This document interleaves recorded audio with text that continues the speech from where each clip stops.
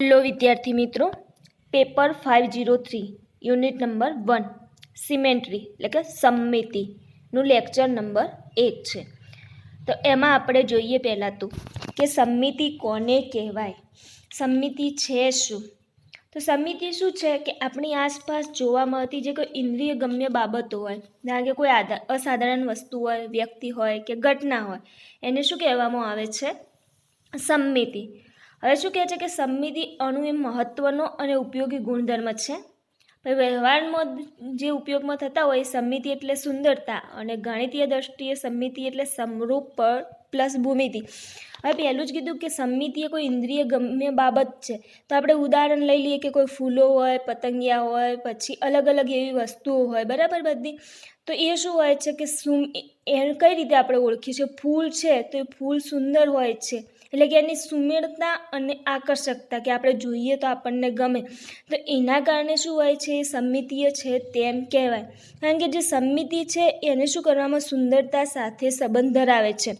દરેક વ્યક્તિને સુંદરતા ગમતી હોય છે, તો સમમિતિને શું કહેવામાં આવે છે? સુંદરતા સાથે સંબંધ ધરાવે છે. હવે આગળ આપણે જોઈએ તો શું કહે છે કે કોઈ આપણે વસ્તુ લીધી, એમાં ભાત હોય તો એ ભાત સમતોલ નથી હોતી, કારણ કે એ વસ્તુ આપણને ગમે. કોઈ ટાઈ લઈ લઈએ તો ટાઈમાં ડિઝાઇન હોય તો ટાઈ શું હોય છે? દેખાવામાં સારી હોય, પણ જે અંદરની ભાત હોય છે શું હોય છે? સમતોલ નથી હોતી. હવે શું કહે છે કે એમાં શું સમતોલ ના હોય તો એમાં ગાણિતીય ભાષામાં એવું કહી શકાય કે એમાં સમમિતિનો શું છે? અભાવ છે. હવે કોઈ વસ્તુ સમમિતીય છે એવું ક્યારે કહેવાય? જ્યારે એમાં શું કરવામાં આવે કે એમાં ગોઠવણીઓ હોય એ અલગ રીતે કરવામાં આવે, તો કે બે કે તેથી વધુ અવકાશની ગોઠવણીઓ સહેલાઈથી પારખી કે ઓળખી શકાતી ના હોય, પરંતુ તેમને ઓળખવા માટે સમમિતિ તત્વો કે સમમિતિ ક્રિયાઓ પર આધારિત હોય. હવે આપણે કોઈ વસ્તુ લીધી તો એને અલગ અલગ રીતે આપણે વહેંચી શકીએ, એટલે કે એની ગોઠવણી કરી શકીએ. તો અલગ ગોઠવણી આપણને ઓળખી ના શકીએ, પરંતુ આપણે સમમિતિ ક્રિયાઓ કે સમમિતિ તત્વો હોય એના આધારે આપણે એને ઓળખી શકતા હોય, ત્યારે શું કહેવાશે? કે સમમિતીય છે તેવું કહેવામાં આવે છે. હવે વ્યવહારમાં સમમિતિને શું કહેવામાં આવે છે? સુંદરતા. એટલે કે કોઈ વસ્તુ જોવાથી આપણને ગમે, એમાં સુમેળતા હોય અને આકર્ષકતા હોય, તો એને સમમિતિ કહેવાય. અને ગણિતની દ્રષ્ટિએ જોઈએ તો સમમિતિ એટલે સમરૂપ ભૂમિતિ, એટલે કે એના જે આકાર હોય છે એ શું હોય? સમરૂપ હોય, તો એને શું કહેવાય છે? સમમિતિ. એમાં અણુની ભૂમિતિ આકારમાં જોવા મળતી સમરૂપતા અથવા શું થાય છે? એકરૂપતા. હવે જોઈએ સમમિતિ symmetry element and symmetry operation, એટલે કે સમમિતિ તત્વો અને સમમિતિ ક્રિયાઓ. એના માટે તત્વો જોતા પહેલાં શું હોય છે? કહેવાય છે કે અણુમાં જે કલ્પેલી શું હોય છે? બિંદુ હોય છે, રેખા હોય છે. આપણે કોઈ પણ આકાર બનાવવો હોય તો પહેલાં શું એનો ઉપયોગ કરવા માટે બિંદુ હોય, રેખા હોય, સમતલ હોય જેવી ભૌમિતિક આકૃતિઓનો શું કરવામાં આવે છે? ઉપયોગ કરવામાં આવે છે.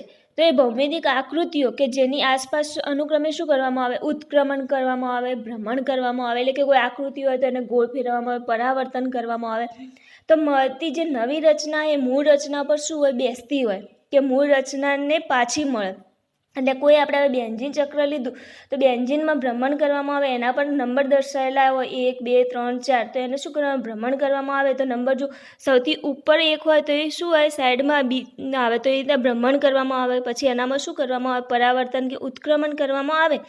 તો એ મૂળ રચના પર બંધ બેસતી હોય, એટલે કે મૂળ રચના જેવું જ હોય. કાં તો શું થાય? મૂળ રચના પાછી મળતી હોય. તો શું થાય છે કે બિંદુ, રેખા, સમતલ એ શું છે? સમમિતિ તત્વ છે. જ્યારે ભ્રમણ, પરાવર્તન અને ઉત્ક્રમણ જેવી ક્રિયાઓ શું થશે? સમમિતિ ક્રિયાઓ થશે. સમમિતિનો અભ્યાસ શું છે? કલ્પના સાથે સંબંધ ધરાવે છે. હવે કેવું છે? જો કોઈ અણુનું નામ આપવા લઈએ તો એનો આકાર આપણને આપણી નજર સામે આવી જાય. હવે ધારો કે આપણે એમ જ લઈ લઈએ કે ફૂલ, તો એ ફૂલ આપણી નજર સામે, ગુલાબનું ફૂલ લીધું તો શું થઈ જાય? ગુલાબનું ફૂલ આપણી નજર સામે આવી જાય કે એનો આકાર આ જ છે. એટલે શું થાય છે કે આપણને આકાર આપણી નજર સામે આવી જાય તો એનો અભ્યાસ કરવો શું થાય છે? સરળ બને છે. એટલે શું કરવામાં આવે છે કે કોઈ અણુની સાચી કલ્પના કરવા માટે શું કરવામાં આવે છે? કે એના આકારનું જ્ઞાન હોવું જરૂરી છે. તેથી સમમિતિના અભ્યાસમાં સૌપ્રથમ શું હોવું જોઈએ? અણુનો આકાર આપણને ખબર હોવો જોઈએ. હવે H2O લઈએ તો H2Oનો અણુ હોય તો આપણને H2O કહીએ કે H2O અણુ છે તો એને આપણી નજર સામે H2O જે આકાર છે કે H2O કઈ રીતે લખાય તો આવી જાય, તો એનો અભ્યાસ કરવો શું સરળ બને છે. બેન્ઝીન છે તો આપણે બેન્ઝીન વિચારીએ તો આપણને ખબર પડી જાય કે બેન્ઝીનનું સ્ટ્રક્ચર કેવું છે. એટલે કોઈ અણુનો આપણે આકાર જાણતા હોઈશું તો એનો અભ્યાસ કરવો શું થશે, સરળ બનશે. કારણ કે જો બેન્ઝીન ચક્ર જાણતા હોય એનો આકાર ખબર હોય તો આપણે સીધું જ એને ડ્રો કરી શકીએ, એના ઉપર ભ્રમણ કરી શકીએ. ઉત્ક્રમણ, પરાવર્તન જે ક્રિયાઓ સમિતિ થતી હોય એ થાય. પણ શું સમિતિનો અભ્યાસ કરવા માટે સૌપ્રથમ કોઈ અણુનો આકાર ખબર હોવી શું છે, જરૂરી છે. હવે શું કહે છે કે આણ્વીય સમિતિ હોય તો એનો અભ્યાસ માટે ક્વોન્ટમ મિકેનિઝમ, રાસાયણિક બંધન કે IR તથા રામન સ્પેક્ટ્રોસ્કોપી વગેરેનો અભ્યાસ ઉપયોગી બને છે. પરંતુ સમિતિના અભ્યાસ માટે શું હોય છે, સમિતિ તત્વ, સમિતિ ક્રિયા એ બધાનો શું કરવામાં આવે છે, અભ્યાસ કરવામાં આવે છે. તો એના માટે આપણે જોઈએ નીચેના પદો. તો પહેલું છે સમતુલ્ય રચના. તો શું કહે છે કે અણુ પર કરવામાં આવતી કોઈ ક્રિયાથી મળતું બંધારણ શું હોય, મૂળ રચનાને સમતુલ્ય, એટલે કે એના જ જેવું જ મૂળ રચના પર બંધ બેસતું હોય તો તેને શું કહેવામાં આવે છે, સમતુલ્ય રચના. એટલે કે એ કોઈ જે અણુ પર એક ક્રિયા કરવામાં આવે એટલે જે નવું બંધારણ મળે છે શું થશે, એ બંધારણ સમતુલ્ય એટલે કે એના જ જેવું જ હોય, એટલે કે મૂળ રચના પર બંધ બેસતું હોય. એટલે કે ક્રિયા કરવાથી પહેલાં જે અણુ હતો એ અણુને એવું ને એવું ના હોય, પરંતુ એ મૂળ રચના જેવું જ એના ઉપર શું હોય, બંધ બેસતું હોય. આપણે કોઈ લઈ લીધું તો એનાથી શું એ આપણે ખબર કહીએ છીએ કે થોડું સેમ ટુ સેમ એના જેવું છે, બસ એ જ વસ્તુ કે શું હોય છે, મૂળ રચના જેવું જ હોય, એના પર થોડા ઘણું બંધ બેસતું આવતું હોય તો તેને શું કહેવામાં આવે છે, સમતુલ્ય રચના. હવે એક આપણે લીધેલું છે બેન્ઝીન. તો બેન્ઝીન ઉપર જો 60નું ભ્રમણ કરવામાં આવે છે તો જુઓ અહીંયા 1 2 3 4 5 6 હતા, તો એનું ભ્રમણ કરવામાં આવે તો શું થાય છે, 1 2 3 4 5 6.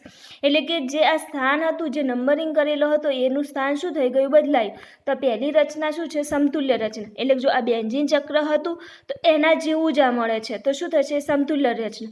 અને 360 અંશનું ભ્રમણ કરવામાં આવે છે તો શું મળે છે, જે આપણું બેન્ઝીન ચક્ર હતું એનું નંબરિંગ જો 1 2 3 4 5 6 થી ચાલુ થતું હોય ત્યારે પણ શું થાય છે, 1 2 3 5 4 6. એટલે કે એના જેવું ને જેવું જે આ 60 અંશનું ભ્રમણ કરવાથી મળે છે એના જેવું, એટલે કે મૂળ રચનાને બંધ બેસતું મળે છે. જ્યારે 360 અંશનું ભ્રમણ કરવાથી શું મળે છે, એના જેવું ને જેવું જ મળે છે. હવે શું કહે છે કે બેન્ઝીન છે એ બેન્ઝીનના મધ્યબિંદુમાંથી, આ મધ્યબિંદુ છે એના પર થતી શું કરવામાં છે, આણ્વીય સપાટીને લંબરૂપે 60 અંશનું ભ્રમણ આપતા મળતી જે રચના છે, એટલે કે 2 નંબરની રચના છે, મૂળ રચના જેવી જ છે. આ રચનાને શું કરવામાં આવે છે કે લેબલિંગ દ્વારા મૂળ રચનાથી જુદી તારવી શકાય છે. એટલે કે જો એનું લેબલિંગ કરવામાં આવે પછી એનો અભ્યાસ કરવામાં આવે તો મૂળ રચનાથી શું થાય છે, અલગ તારવી શકાય છે. કઈ રીતે, અહીંયા નંબર 1 2 3 4 5 6, અહીંયા ક્યાંથી નંબર ચાલુ થાય છે, 1 2 3 4 5 6. એટલે લેબલિંગ કરવાથી શું થાય છે, અલગ તારવી શકાય છે.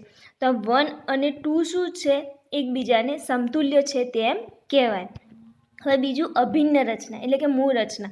તો એમાં શું કહે છે કે અણુ પર કરવામાં આવતી કોઈ ક્રિયાથી મળતું બંધારણ છે એ મૂળ રચનાથી ભિન્ન ઓળખી ના શકાય, એટલે કે મૂળ રચનાથી થોડું પણ અલગ ના પાડી શકાય, એટલે કે મૂળ રચના જ હોય તો તેને શું કહેવાશે, અભિન્ન રચના. હવે શું છે, બેન્ઝીન અક્ષ ઉપર કરવામાં આવતું 360નું ભ્રમણ તો શું થશે, જુઓ એના પર 360નું ભ્રમણ કરવામાં આવ્યું તો જે એ આ રચના અણુ હતું એના ઉપર ભ્રમણ કરવામાં આવ્યું તો પણ શું મળે છે, એનું એ જ મળે છે. તો એને શું કહેવાશે, અભિન્ન રચના, એટલે કે મૂળ રચના, એને અલગ પાડી શકાતું નથી. અભિન્ન રચનાઓ એને લેબલિંગ કરવા છતાં પણ અલગ ઓળખી શકાતી નથી. હવે ભિન્ન રચના.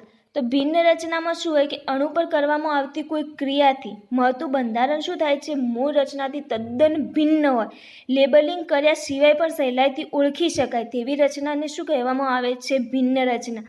એટલે જો PTCl4 લીધો છે તો એના પર શું છે કે અક્ષ ઉપર 45નું ભ્રમણ કરવાથી મળતી મૂળ રચનાથી તદ્દન શું થાય છે, ભિન્ન મળે છે. સમિતિની અંદર ભિન્ન રચના મળતી હોય તો શું કહેવામાં આવે છે, એવી ક્રિયા ગણવામાં આવતી નથી. એટલે કે સમિતિમાં શું કરવામાં આવે છે, સમતુલ્ય અને અભિન્ન રચના જ ગણવામાં આવે છે, ભિન્ન રચના ગણવામાં આવતી નથી. આ PTCl4 છે તો શું હતું, જો PTCl4ના ખૂણા ઉપર શું હતું, પીટીના ખૂણા ઉપર Cl પરમાણુ હતા અને 45નું ભ્રમણ કરવામાં આવ્યું તો આખી જ રચના શું થાય છે, બદલાઈ જાય છે. તો જે આ સમિતિ ક્રિયા છે એની અંદર શું કરવામાં આવે છે, કે ભિન્ન રચના ગણવામાં આવતી નથી, પરંતુ શું ગણવામાં આવે છે કે સમતુલ્ય અને અભિન્ન રચના જ ગણવામાં આવે છે. કારણ કે સમતુલ્ય રચનામાં એના જેવું જ મળે છે, બંધબેસતું મળે છે, અને અભિન્ન રચનામાં જે અણુ હોય છે એનું એ જ મળે છે, એટલે કે મૂળ રચના મળે છે, પરંતુ ભિન્ન રચના ગણવામાં આવતી નથી. હવે જોઈએ સમમિતિ ક્રિયાઓ. તો સમમિતિ ક્રિયામાં શું થશે? તો એમાં પહેલું જ શું છે કે કોઈ વસ્તુ હોય, અણુ ઉપર એવી વિધિ કરવામાં આવે કે જેથી મળતું નવું બંધારણ છે મૂળ બંધારણને શું હોય, સમતુલ્ય કે ભિન્ન હોય. તો આવી વિધિને સમમિતીય વિધિ કહેવામાં આવે છે. અને સમમિતિ ક્રિયા શું છે? અણુને તેની સમતુલ્ય કે ભિન્ન રચનામાં લઈ જાય છે. તો એમાં પહેલું છે ભ્રમણ. તો શું કહે છે કે અણુમાંથી જે પસાર થતી કોઈ અક્ષ ઉપર ચોક્કસ ભ્રમણ આપતા મળતું બંધારણ શું હોય છે? મૂળ બંધારણને સમતુલ્ય કે અભિન્ન હોય. તો તે ભ્રમણ વિધિને શું કહેવામાં આવે છે? સમમિતિ વિધિ કહેવામાં આવે છે. બેન્ઝીન છે તો બેન્ઝીન ઉપર 60નું ભ્રમણ આપતા શું થાય છે? સમતુલ્ય રચના મળે છે, કે એના જેવું બંધ બેસતું મળે છે. અને 360નું ભ્રમણ આપતા એની એ જ રચના મળે છે. તો શું કર્યું છે? ભ્રમણ જ આપ્યું છે. પહેલાં 60નું ભ્રમણ આપ્યું છે અને પછી શું છે? 360 અંશનું ભ્રમણ આપતા સમતુલ્ય અને અભિન્ન રચના મળે છે. તો આને શું કહેવામાં આવે છે? ભ્રમણ. અને આ વિધિ અને આ શું છે? એક સમમિતિ વિધિ છે. હવે આગળ જોઈએ પરાવર્તન. તો પરાવર્તનમાં શું છે કે જો કોઈ તલ અણુનું એવી રીતે વિભાજન કરે કે જેથી તલનો એક તરફનો ભાગ છે એ બીજી તરફના ભાગનો આરસી પ્રતિબિંબ થતો હોય તો તે તલને સમમિતિ તલ કહે છે. અને આ તલ પર પરાવર્તન વિધિ કરવામાં આવે તો મૂળ રચનાને સમતુલ્ય કે અભિન્ન રચના પ્રાપ્ત થાય. તો આ પરાવર્તન વિધિને શું કહેવામાં આવે છે? સમમિતિ વિધિ કહેવામાં આવે છે. તો એના માટે જો પાણીનો અણુ લીધેલો છે અને આ શું લીધેલું છે? સમમિતિ તલ લીધેલું છે. તો એના ઉપર શું છે? ભ્રમણ કરવામાં આવે છે, એટલે કે પરાવર્તન કરવામાં આવે છે. તો પાણીનો અણુ શું થાય છે? જો અહીંયા HAHB હતો તો એના પર પરાવર્તન કરવામાં આવ્યું તો એ શું થઈ ગયું છે? એનું સ્થાન બદલાઈ ગયું. HB અને HA આ એક પાણીનો મોલિક્યુલ જ છે. તો એના પર પરાવર્તન કરવામાં આવતા એને શું મળે છે? સમતુલ્ય રચના મળે છે. બધામાં સમમિતિ ક્રિયાઓમાં શું થશે? સમતુલ્ય રચના મળશે અથવા શું મળશે? અભિન્ન રચના મળશે. તો અહીંયા શું મળે છે? સમતુલ્ય રચના, એટલે કે એનાથી બંધ બેસતું જ શું મળે છે? પાણીનો મોલિક્યુલ મળે છે. હવે આગળ છે ઉત્ક્રમણ. તો ઉત્ક્રમણમાં શું છે કે અણુના જે બધા જ પરમાણુ હોય છે કોઈ એક કેન્દ્રમાંથી ઉત્ક્રમણ કરતાં મૂળ રચનાને શું થાય છે? સમતુલ્ય કે અભિન્ન રચના પ્રાપ્ત થતી હોય તો તેને શું કહેવામાં આવે છે? ઉત્ક્રમણને સમમિતિ વિધિ. હવે શું કીધું છે? આ લીધેલો છે, એક અણુ લીધેલો છે, તો એના ઉપર શું હોય છે? મૂળ અહીંયા જો વચ્ચેથી શું કરવામાં આવે? ઉત્ક્રમણ કરવામાં આવે. એટલે આ છે આનું આખું ફેરવવામાં આવે તો અહીંયા શું થાય છે? જુઓ, અહીંયા શું હતા? HBHA હતા, તો અહીંયા શું થઈ ગયું? HAHB. ઉત્ક્રમણ કરતાં એનું સ્થાન શું થાય છે? બદલાઈ જાય છે. એટલે આને અભિન્ન રચના તો ના કહેવાય, પરંતુ શું કહેવાય? સમતુલ્ય રચના. કારણ કે જે અણુ મૂળ રચના હતી એનાથી બંધ બેસતી જ બીજી રચના મળે છે. તો આ શું થયું? ઉત્ક્રમણ. હવે જોઈએ આપણે કે બંધકોણને યોગ્ય ભ્રમણ અક્ષ. તો અક્ષ જોઈએ એનો બંધકોણ અને એક્ઝામ્પલ C2 તો 180. મેન આપણે શું હોય છે?